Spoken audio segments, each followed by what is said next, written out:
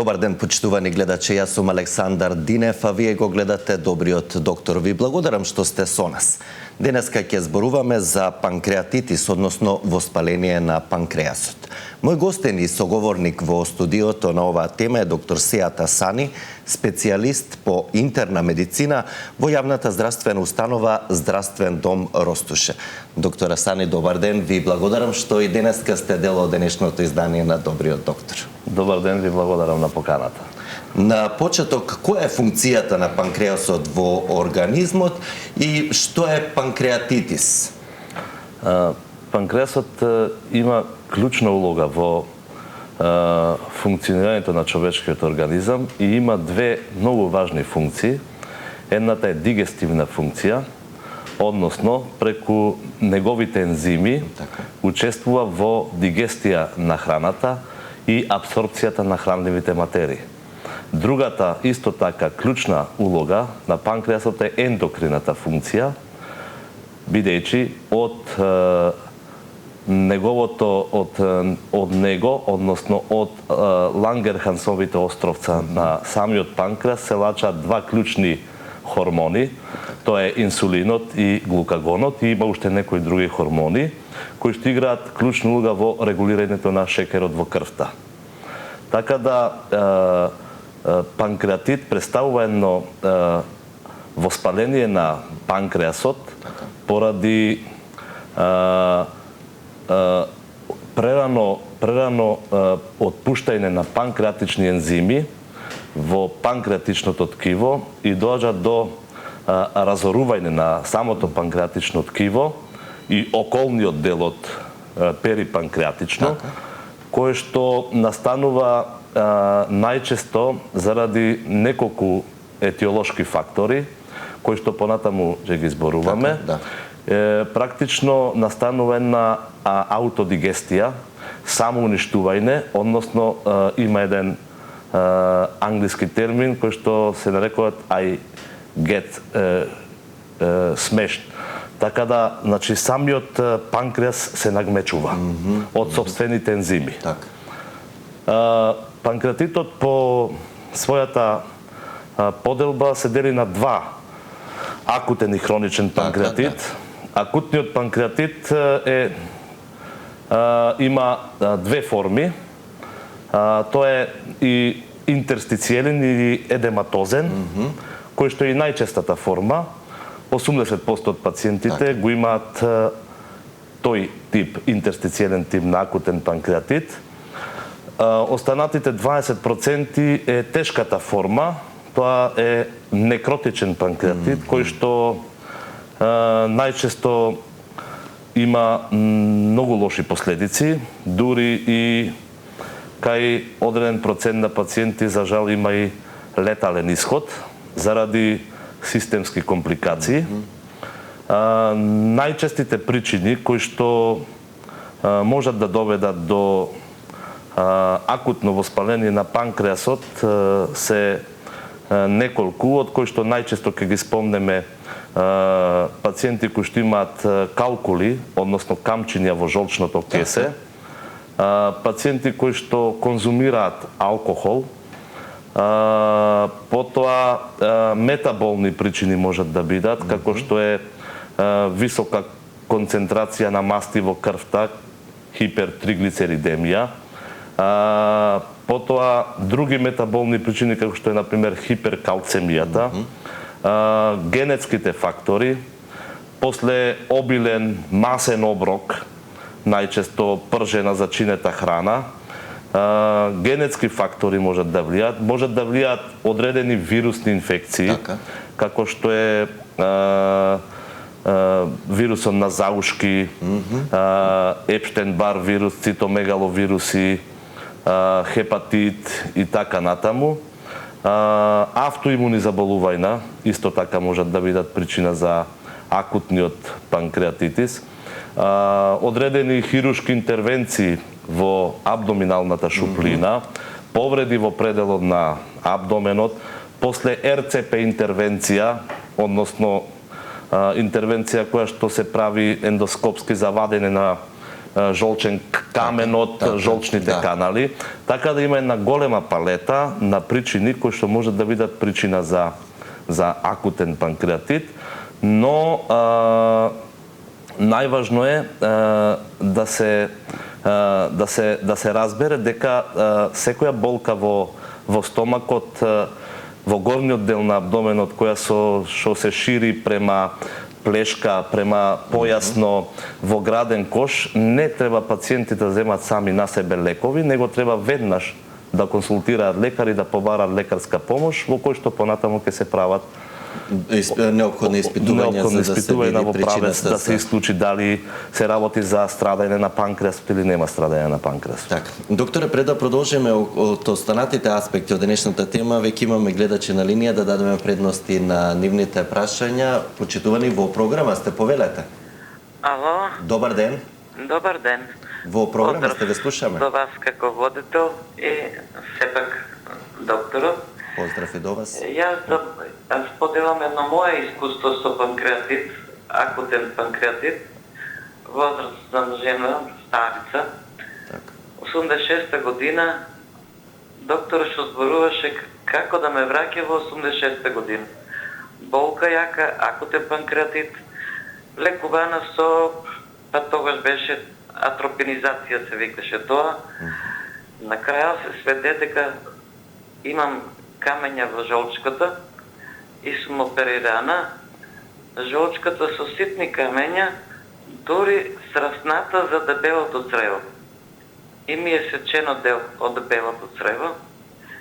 И сега, после толку години, сум жива, здрава, освен, не знам, сакам доктор ако може да ми каже, дали диабетот што го имам после тоа е како резултат од акутниот панкреатит или е, мада имаме фамилиарна анамнеза со диабетичари. Така.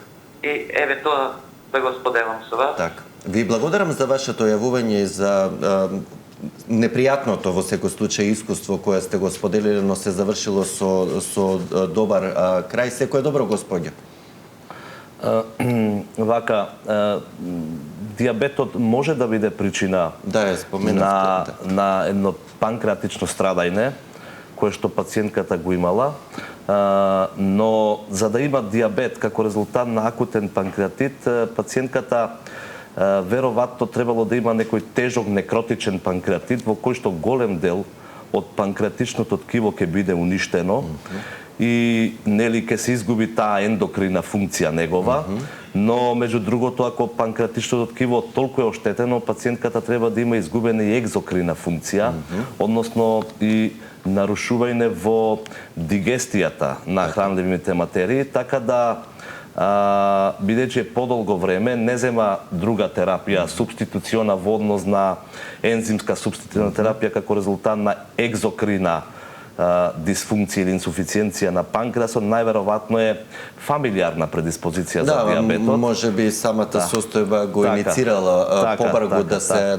развие или да се појави диабетесот. Не би требало да е причина панкреатитот во далечната 86-та година за појава на диабетот, затоа што појава на диабет кај тежок панкреатит, тоа речисто кај веќе хроничен панкреатит се јавува, кога кажаме дека голем дел од ткивото е оштетено.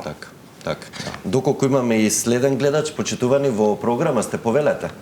Добар ден. Добар ден, ве слушаме. Поздрав до водителот и до докторот. Поздрав и до вас. Јас сум од Гостивар. Така. Пациентка која што пред 10 години сум оперисана од карцином на желудник. Меѓутоа, желудникот ми е целосно изваден и функционирам директно хранопроводот со 12-палачното црево. Тоа некако добро ми е средено, добро функционирам со тоа, меѓутоа имам проблем со панкреасот ли. Докторот да ми каже како тие да ги спречам тие тегоби, со тоа што јас, например, имам, не смеам да легнам скроз легната, него цело време, откако сум оперисана, сум во полуседната состојба спијам, затоа што киселината од панкреасот ми се враќа назад. Едно, и друго што ми е проблем, што кога јадам, после јадењето, ако конзумирам, например, леб, повеќе или нешто, ми се накачува шеќерот. Шеќерот ми се накачува до 17, меѓутоа без лекарства, значи не употребувам никакви лекарства, без лекарства за негде од околу пола сат, тој се намалува и доаѓа до негде 4 и после тоа више нагло почнува да ми спаѓа и ако не сум опрезна може да дојде и до 2. Покушавам тоа да го и во тоа се справувам добро, го регулирам, одма земам да јадам нешто, пошто симптомите ми се јасни. Меѓутоа би го замолила докторот да ми каже дали кога имам некоја киселина таква, дали може да земам од овие плазма или нешто од лекарствата. Во ред, да. Ви благодарам и вам за зајавувањето, секако и за вашето искуство кое го споделивте. Ќе добиете совети, препораки и одговор на конкретното прашање што кога ќе ви се појави киселина која е доста честа состојба кога говориме за натрешниот дел на стомакот, конкретно за панкреатитот. Вака, пациентката е еден случај кој што навистина има една тотална гастректомија, изваден е желудникот и направена една стомоза, како и што кажа. Првин да објаснам околу варијациите на гликемијата во крвта, што ги кажа пораст па пад. Тоа е резултат на самата состојба која што е случајна кај жената, тоа е дампинг синдром, го викаме рани касен дампинг синдром има, тука треба внимателно пациентката да ги подредува оброците квалитетно, нели треба почести, помали оброци да конзумира. После толку години самата пациентка тоа треба да има едукација во тој дел. Веќе секојдневие треба во однос на другата состојба, панкреасот не е инволвиран во целава состојба од она што го разбрав. Најверојатно треба да се направат и други иследувања кај пациентката, која што за овие симптоми мора да се направи преглед и одредени други испитувања, за да кажам дека дали треба да пие некаква терапија или не може да пие. Оти вака од овој аспект, секоја една киселина кој што и сите ја имаме, не значи дека треба да се почне да се зема некој инхибитор на протонска пумпа од типот на ланзопразол, омепразол, пантопразол и така натаму. Најдобро е советувам еден преглед. Еден преглед кај интернист, или гастроентерохепатолог, за да се утврди причината поради што се ствара таа киселина и што прави дополнителни компликации. Тука во секој случај потребно е еден добар хигиено-диететски режим тие пациенти да имат, да знаат да ги подредат квалитетно оброците. Така, убаво рековте, почесто, а помалку. Така. Да. Доколку имаме и следен гледач, почитувани во програма сте, повелете. Добар ден. Ало? Да, во програма сте, ве слушаме, повелете. Да? Госпоѓо, во програма сте, се слушате? Да. Повелете. Фала многу, извините. Нема проблем, повелете. Добар ден. Добар ден. До водителот и до докторот. Поздрав и до вас. Сега видите, и јас сум оперирана од жолчката, ама имав и речи го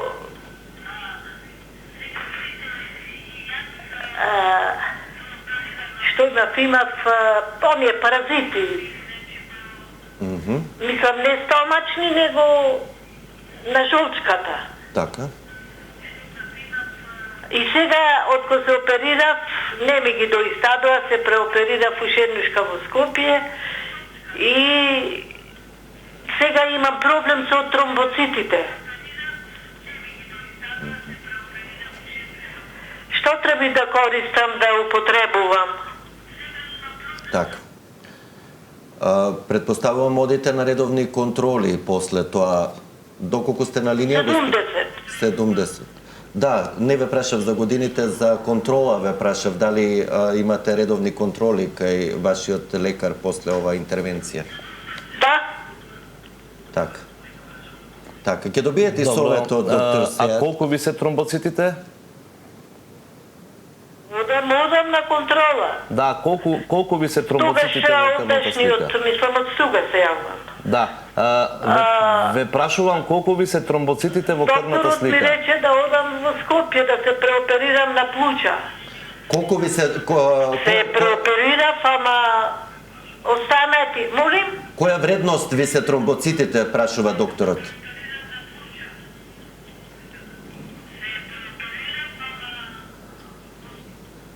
Да, сама се слушате.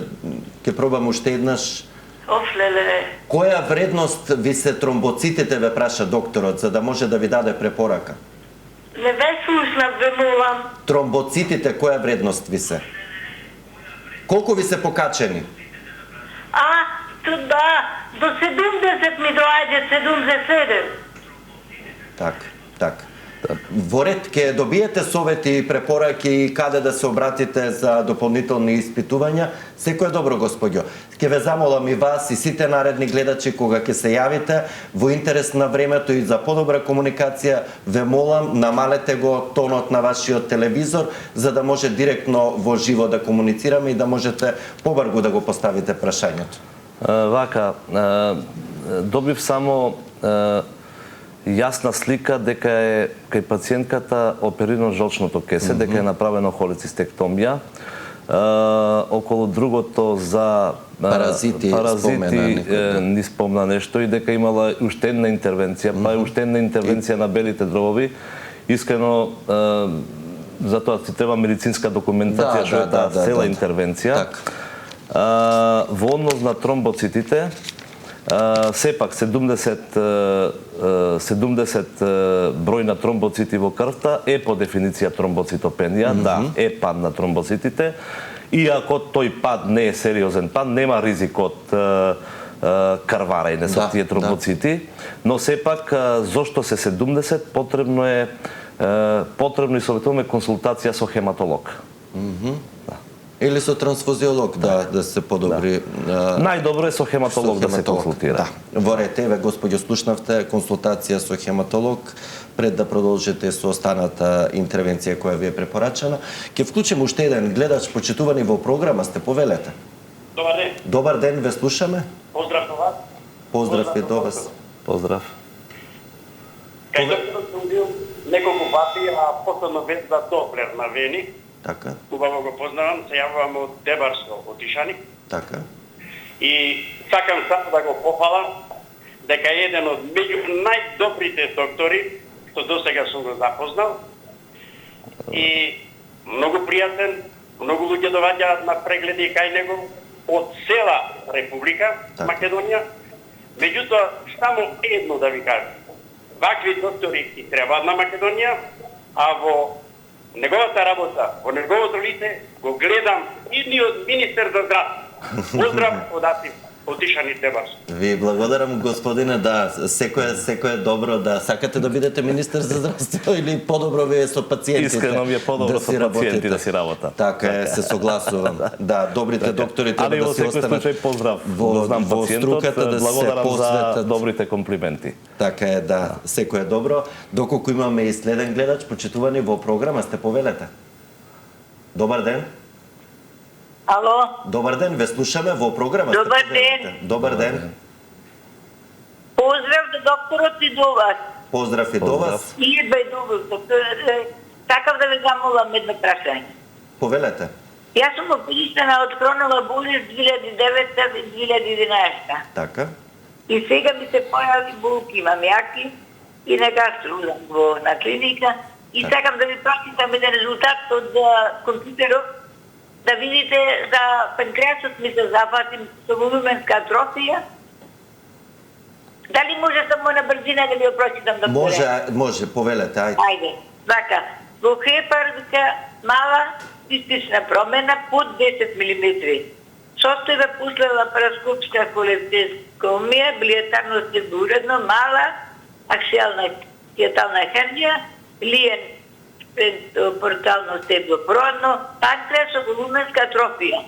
Над бубрези слободни, бубрези состојбен перекем, уровозика нема. И другото е абдоминална карлица, нема слободна тесност. Така, И колку се е опишува возрастна гасно-чревна инфекција. На која возраст сте, господјо, прашува докторот? Па 72 години, веќе 18 години од 2006 ми со болест се борам ја. Да, со кронова. Имам јаки болки, се тука немам толку болки кај што е левава страна, а од деснава, од долниот дел сега, до чиста, нагоре, од кај левата страна до позади, нема кај небезме, ништо не може да ми помогне. Болката си останува. Пиев тие будено фалкот, будено сидето, докторот ми ги даде, 3 месеци и овие салофалко од 1000 и друга за срцевски работи што си пијам. Ама не знам веќе што да промислам да дадам, па се... А пијам креон ми дадоа. На гастро, естолозите ми дадоа креон. Во ред ќе ја прокоментира доктор Сејат Асани вашата состојба и ќе ви одговори конкретно врз основа на извештајот што го прочитавте. Секој е добро, господјо. Кронова болест е една автоимуна болест. Истата пациентка е оперирана и била на терапија. Бидејќи дава податок дека повторно има болки и дава податок дека редовно прави контроли со гастроентерохепатолог, мој совет е да прави редовни контроли кај гастроентерохепатолог и можда има потреба од промена на нови лекови и обид да се направи нешто друго кај истата пациентка. А во однос на атрофијата на панкреасот, кој што и била веќе на креом, тоа се ензимите, субституција, она што го спомнавме претходно, веројатно може да биде последица и на некое претходно заболување на панкреас или атрофија на панкреас со тек на возраста. Така. Значи најдобри контроли кај незиниот специјалист гастроентерохепатолог која следи основната болест потребно е редовно контролирање со гастроентерохепатолог. Така, затоа што да, може се резултат на тоа и компликациите. И имаме и нови терапии, сега можда нешто ќе треба се смени. Тоа сепак ќе го каже колегите од гастро. Така е, да. Во ординација се ординира терапија и се пропишува, да, овдека може само совети да се дадат и препораки. Доктор Асани, ги споменавте многобројните причини, вклучително на прво место и алкохолот, бидејќи многу често алкохолот го поврзуваме со панкреатитот. Освен, еве, ќе се изразам алкохоличарите, кои други категории, групи на луѓе се под најголем ризик, поголем ризик за да се сретнат со вакво воспаление на панкреатитот? Панкреасот, односно панкреатитот. Значи, алкохолот е еден од многуте ризик фактори и останува да биде најголем ризик фактор. И тука можеме да дадеме совет дека луѓето кои што конзумираат секојдневно и редовно алкохол, имаат ризик многу поголем да заболат од акутен панкреатит или пак акутен, потоа да помине во хроничен панкреатит. Некрозата која споменавте. Потоа пациентите кои што имаат жолчна калкулоза, кажавме претходно, камејната во жолчното кесе се исто така многу голем ризик фактор за заболување на панкреасот. И тука можам да дадам еден совет. Најчесто заради други прегледи, случајни наоди, наоѓаме на ехо пациенти со жолчна калкулоза, која што ние советуваме тие камчиња да ги вадат и да немаат мака. Затоа што се ризик фактор за акутен панкреатит. Пациент кој што има жолчна калкулоза, иако нема симптоми од тоа, иако е случаен наод, иако он дошол на преглед заради друга здравствена состојба, голема е веројатноста да добие жолчната калкулоза е ризик фактор за панкреатит. И тие жолчни камења мора да се решат. Потоа, исто така, кажавме дека има и други ризик фактори, кажавме претходно вирусни заболувања, автоимуни заболувања. Меѓутоа симптомите не ги споменавме. Болката можеби е најкарактеристичен, но што друго и кој предел од телото, односно од стомакот, треба да има изразено болка за да се посомневаме дека дека може би станува збор за акутен панкреатит. Најчесто болката кај акутен панкреатит е во горниот дел на абдоменот, или епигастрично. Така. И таа болка може да се шири и према половината, кон градниот кош, во плешката да оди. И таа е јака болка, која што некојаш и не се смирува со лекови, пропратена е со гадење и повраќање и со тврд абдомен заради метеоризам. И таква болка која што пациентот има, веднаш треба да се обрати на лекар и да ги каже овие симптоми, за да се постави точна диагноза, да се преземат одредени испитувања. Кои се тие испитувања првично што се прават кога ќе дојде некој пациент со ваква болка? За да се постави диагноза за акутен панкреатит, потребни се две од следниве три знаци. Тоа се епигастрична болка, која што ја кажавме, троструко покачени вредности на амилази или липази во серумот и имиджинг техники, ехо, компјутерен и магнетна резонанца. Две од овие три имаме критериум дека пациентот има акутен панкреатит. Понатаму, пациентот, од кога ќе се постави диагноза дека има акутен панкреатит, се прави проценка дали тој панкреатит е лесен, средно тежок или тежок панкреатит. За да се каже дали е лесен, умерено тежок или тежок панкреатит, постојат други критериуми. Кои се? Тоа се ранзови критериуми има, кои што се 5 знаци, тоа се прават веднаш на прием во болница. Пациентот има, дали има покачени леукоцити, покачен шекер во крвта, трансаминазната активност, лабораториска анализа, тие се проценуваат во прием. И после 48 часи, 48 часа после прием имат други критериуми, уште 6. Врз основа на овие 11 критериуми, 5 при прием и 6 после 48 часа, потребни се пациентот да има 6 или повеќе поени, секој критериум носи еден поен. Ако има 6 или повеќе поени, пациентот може да се каже дека има тежок некротичен панкреатит, кој што има ризик од тешки системски компликации, односно пациент кој што може да има мултиорганско засегање, кој што за жал некојаш има и фатален исход, или има помалку од 3 критериуми во кои што треба да се каже дека е лесен панкреатит, кој што најчесто поминува со реверзибилна состојба, целосно се враќа функцијата на панкреасот во нормална состојба и мали се шансите да премине во тежок. Така, во тежок панкреатит. И уште еден критериум има, тоа се според компјутерската томографија, оти ултразвукот некогаш не ни дава доволни информации за каква е структурата на панкреасот заради самиот метеоризам, гасови во стомакот, тешка визуализација и самата масна некроза, ако има на панкреасот, тешко се визуализира, но ултразвукот ни помага во други работи. Тука можеме да расчистиме ехото, дали пациентот има жолчни камења, дали има дилатација, односно проширување на билиарното стебно, на жолчните канали. Со тоа ни помага етиологијата, може да ја најдеме зошто имало панкреатит. Но компјутерската томографија и веднаш многу попрецизна и практично тие се Балтазар критериуми ги викаат според компјутерските карактеристики, дали пациентот има тежок или нема тежок панкреатит. Така. И кога ќе се направи диагнозата, како се третира конкретно акутниот панкреатит и колку може сериозно да биде воспалението?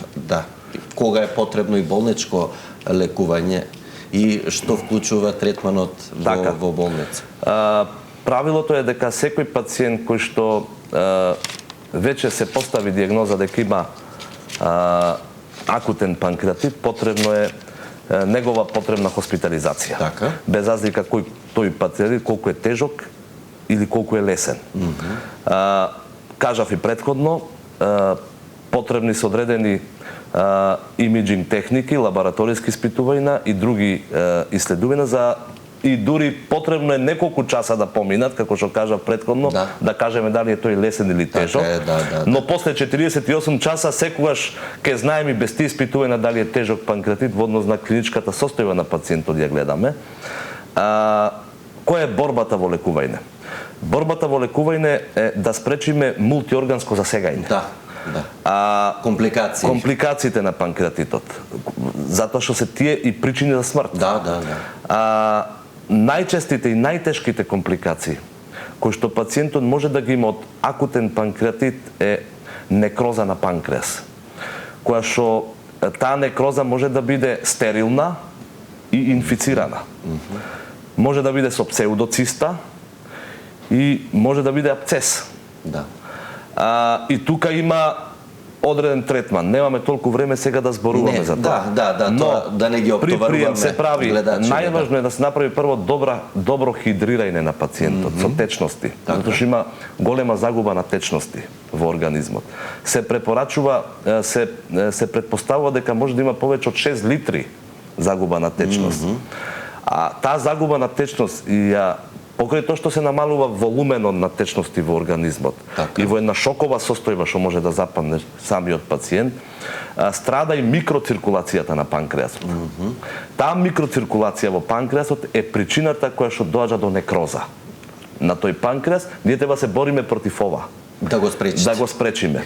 Нормално кај пациентот треба ништо на уста, затоа што панкреасот во тој момент потребно е да се одмори, за да не создава дополнително ензими и да се уништува сопствено повторно, да го обезболиме колку што можеме и симптоматска терапија.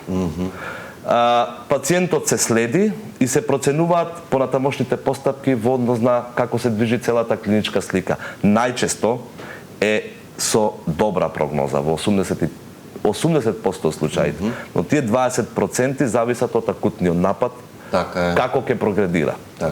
И од тоа зависи опоравувањето. Опоравувањето секако зависи каква форма на панкреатит е.